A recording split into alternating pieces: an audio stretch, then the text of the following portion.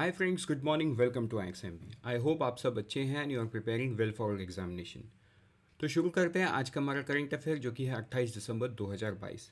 But as you all know, I keep reminding download the BPDR, download the PDF, आप revise कर सको। तो अभी तक अगर आपने नहीं किया है, नया साल आ रहा है, इससे बेहतर समय नहीं हो सकता है कि आपके जीवन में आप एक चेंज लाओ, एक बेटर चेंज लाओ, जिससे आपको ये जो करंट अफेयर पढ़ने का डर है ये थोड़ा सा कम हो जाए, निकल जाए।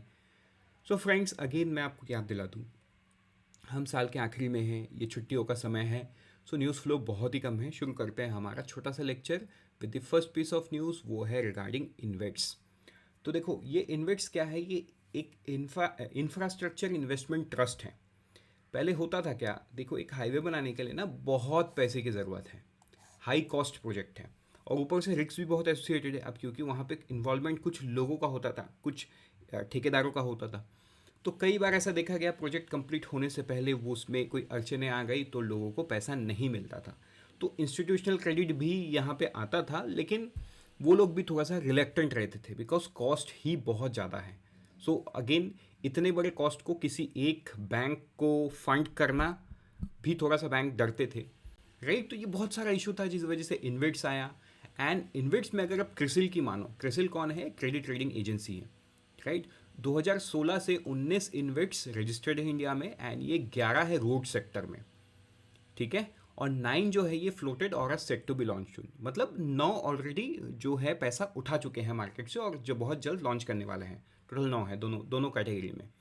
So this 9 comprises 94 road assets valued over 1.1 lakh crore. तो अब सोचो, सिर्फ 9 प्रोजेक्ट का जो कीमत का मतलब जो एसेट्स है वो 1.1 लाख करोड़ है। तो आप क्वांटम सोचो कि कितना बड़ा है ये, राइट। तो 1.1 लाख करोड़ ऑब्वियस सी बात है कोई एक बैंक फंड नहीं कर पाएगा, इसके लिए कोई फाइनेंशियल मार्केट में ही जाना होगा। तो ये वो रोड है। Adding to the toll roads account for 70% of its while annuity plans, toll hybrid 13%, 11%, 16%। अगर एन्यूटी की बात करें तो 13%, एन्यूटी प्लस टोल में 11% एंड हाइब्रिड एन्यूटी में 6% आता है, राइट। तो ये एक बहुत बड़ा न्यूज़ है, आपको इसको ध्यान में रखना है। बढ़ते हैं आगे नेक्स्ट न्यूज़ में, वो है PMJDY स्टेटस, प्रधानमंत्री जनधन योजना, राइट। तो ये 2014 में इसका बेसिक ऑब्जेक्टिव था फिनेंशियल इंक्लूजन को अचीव करना। देखो, फिनेंशियल इंक्लूजन मतलब लोगों को बैंक से जोड़ना, खाता खोलना नहीं। अब सबसे पहला रिक्वायरमेंट क्या है बैंक से जोड़ने के लिए? है खाता। जब तक लोगों के पास अकाउंट नहीं होगा, people will not be able to access other services by the bank.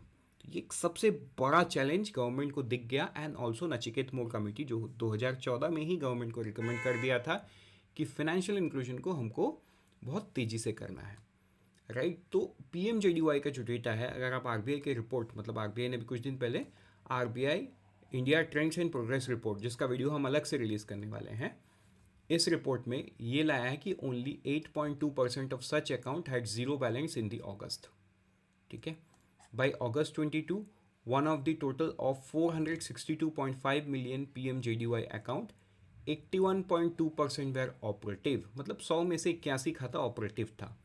76% इन 2017, तो 76% था 17 में, 2022 में 81% हो गया। बहुत ज़्यादा इंक्रीमेंट नहीं है बट ठीक है। मतलब ये जो परसेंटेज डिफरेंस है ना, अगर हम नंबर टर्म्स में गिने तो 5 लोग, 100 में से 5 लोग ऐड हुए हैं। अब बताओ, 1 लाख में से कितने लोग ऐड हुए हैं? 1 करोड़ में से कितने लोग ऐड हुए हैं? 10 करोड़ में कितने लोग ऐड हुए हैं? इक्विवेलेंट टू 100 करोड़ में कितने लोग ऐड हुए हैं? तो अगर आप क्वांटम को देखोगे तो क्वांटम बहुत बड़ा है, अगर आप नंबर्स या परसेंटेज टाइम पे देखोगे तो ये छोटा लगेगा आपको। Only 8.2% of the PMJDY account way zero balance account it's, ठीक है। तो ये PMJDY का जो लेटेस्ट डेटा है, इसको आपको ध्यान में रखना है। बढ़ते हैं आगे नेक्स्ट न्यूज़ की तरफ, वो है asset quality. Again same report RBI के हिसाब से, जो अगर आप एसेट क्वालिटी की बात करो तो वो इम्प्रूव हो रहा है। मतलब एसेट बैंक का क्या होता है? एसेट वो होता है जो बैंक किसी को उधार में देती है, चाहे वो पर्सनल लोन हो, कार लोन हो, कॉरपोरेट लोन हो, या किसी भी तरीके का लोन हो। एसेट्स बैंक के लिए वो होती है जहाँ से बैंक इनकम कर सकता है। तो 2017 में ये 2.39 था, जो अब बढ़ के ये 5.8 हो गया। अब सितंबर 30 तक ये 5% है, मतलब ये बढ़ने वाला है। PSB have 62% share in total deposit, 58% in loans. ठीक है, देश में अब इस लाइन का मतलब क्या है, आप इस तरीके से समझो, देश में अगर 100 रुपये डिपॉजिट हुआ है सब लोगों के द्वारा, तो उसमें से 62 रुपये, 62 रुपीज़ पब्लिक सेक्टर बैंक्स में है, बाकी का जो 38% है ये प्राइवेट बैंकों में है। 58% इन लोन जो लोग लेते हैं उसमें से 58% जो लोन है वो PSB के थ्रू जाता है, बाकी का 42% अलग से जाता है। So credit growth of bank at 10 year high 17.7% का क्रेडिट ग्रोथ है, which shows that bank are doing good. ROE and ROA, ठीक है, improve to level last observed in 2014-15। Capital adequacy कितना है, 16% पे है। Contingent liability growth of all SBC cross 23%, highest in 11 year. New bank branch increased after 2 years. ये सारा चीज़ आपको ध्यान में रखना है। बढ़ते हैं आगे नेक्स्ट न्यूज़ की तरफ, वो है USB-C टाइप। आपको कुछ दिन पहले याद होगा जो यूरोपियन यूनियन है, इन्होंने सब कंपनी को बोल दिया कि अब तो USB-C टाइप चार्जर लगाना, मतलब चार्जिंग पोर्ट हर डिवाइस पे लगाना मैंडेटरी है, ताकि लोगों का ज़िंदगी आसान हो। आज के दिन में लैपटॉप्स की चार्जर अलग अलग है, हर कंपनी अपने मर्जी से अलग अलग चार्जर यूज़ कर रही है, मतलब उसका जो पिन है मोबाइल में किसी में B टाइप है, किसी में C टाइप है, किसी में लाइटनिंग पोर्ट है, राइट। तो ये अलग अलग होने के वजह से पीपल आर वेरी मच मतलब हमारा ज़िंदगी आसान नहीं है। हमको लैपटॉप के लिए अलग चार्जर कैरी करना पड़ता है, मोबाइल के लिए अलग चार्जर कैरी करना पड़ता है, right. If we have any other devices like headphones, उसके लिए जो भी चार्जर टाइप होगा वो सब कैरी करना पड़ता है। स्मार्ट वॉच के लिए अलग है। तो उन्होंने बता दिया है कि अब मोबाइल कंपनीज जो है वो सबको ही C टाइप लगाना होगा, और यूरोपियन यूनियन में तो लैपटॉप में भी C टाइप लगाना होगा।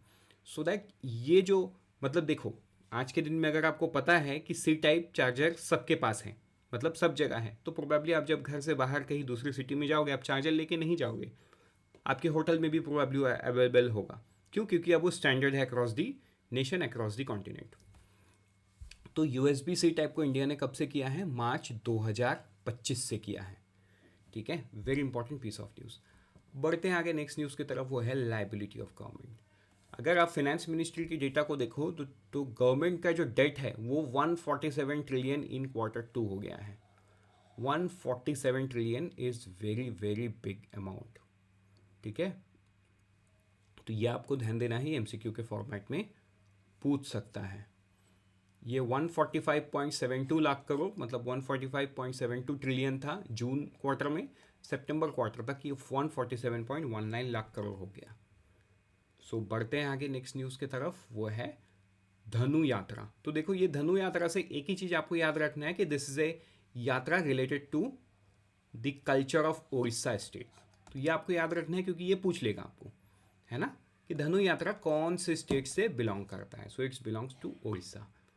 नेक्स्ट न्यूज़ की तरफ बढ़ते हैं, जो इंडिया एंड ADB है, एशियन डेवलपमेंट बैंक, इन्होंने $125 मिलियन का लोन साइन किया है to improve urban services in Tamil Nadu. तो ये आपको याद रखना है क्योंकि आपको ये पूछेगा कि कौन से स्टेट या कौन से सर्विस के साथ एसोसिएटेड है, तो वो कब कहाँ से है, वो है तमिलनाडु से। अगर आप बैकग्राउंड पे जाओगे तो बैकग्राउंड यहाँ पे लिखा है, the financing is third and the last tranche of $500 million multi tranche financing facility for the program approve by ADB in 2018। तो ये तो ADB का तीसरा लोन है, मतलब उन्होंने टोटल 500 मिलियन बोले थे देंगे 2018 में, तो उन्होंने 3 हिस्सा में दिया, ये लास्ट एंड फाइनल ट्रांच था। To build priority water supply, sewerage and drainage infrastructure in strategic industrial corridor across 10 cities in this state. The 3 tranche loans cover Coimbatore, Madurai, Thoothukudi. तो ये आपको याद रख लेना है। अब ADB के बारे में आप जान लो कि ADB का ये कौन है, मतलब हेडक्वार्टर कहाँ पे है, मनीला, फिलीपींस में है। लेकिन ADB के चेयरमैन कौन है ये आप मुझे कमेंट सेक्शन में बताओ। बढ़ते हैं आगे नेक्स्ट न्यूज़ की तरफ, वो है एक MOU। तो जो मिनिस्ट्री ऑफ पावर है इन्होंने एक MOU साइन किया है with defence research and development organisation DRDO के साथ। Implementation of early warning system for vulnerable hydro projects power station. मतलब कई बार क्या होता है, हाइड्रो प्रोजेक्ट या पावर स्टेशंस में बाढ़ आने की जो संभावना है वो बहुत देरी से समझ में आती है, तो वो सारा चीज़ मिनिस्ट्री ऑफ पावर ने डीआरडीओ के साथ साइन किया है, ताकि डीआरडीओ उनको एक ऐसा सस्टेनेबल मिटिगेशन मेजर बना के दे towards this landslide, glacier, lakes, मतलब जो भी हजार्ड सिस्टम, हजार्ड हो सकता है, वो सारी चीज़ को रोक पाए वो। सो बढ़ते हैं आगे नेक्स्ट न्यूज़ की तरफ, वो है अमृत भारत स्टेशन स्कीम।